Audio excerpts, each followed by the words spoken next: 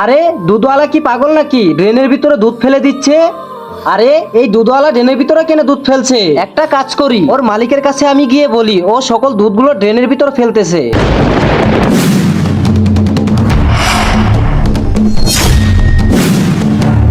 কই আজকে আমার দুধ বিক্রি করার টাকা? মালিক, আজকে দুধ বিক্রি করার টাকাগুলো আমার বেতন থেকে কেটে নিয়েন। তুই ড্রেনের মধ্যে কেন দুধ ফেললি?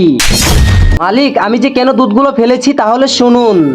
কান্না করিস না মা, দুধওয়ালা এখনই আসবে, আমি তোকে দুধ গরম করে খাওয়াবো। দুধওয়ালা এসেছি, দুধওয়ালা।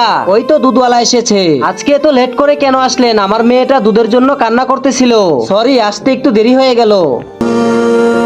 আপনি আপনার বাচ্চাকে তাড়াতাড়ি দুধ খাওয়ান। আরে ভাইয়া, আপনার দুধে তো কেমিক্যাল ভাসতেছে। আরে হ্যাঁ, দুধের মধ্যে তো কেমিক্যাল দেখতেছি, ফেলে দেই তাহলে।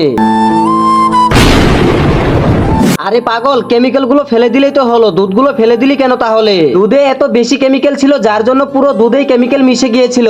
আর আপনার দুধগুলো তো অনেক মানুষই খায়, যদি এই দুধগুলো খেয়ে কোনো বাচ্চার মৃত্যু হয়ে যেত, তাই আমি এই দুধগুলো ফেলে দিয়েছি। কেউ দেখুক না দেখুক, আল্লাহ তো দেখছেন। আসুন আমরা সবাই সৎ পথে ব্যবসা করার চেষ্টা করি।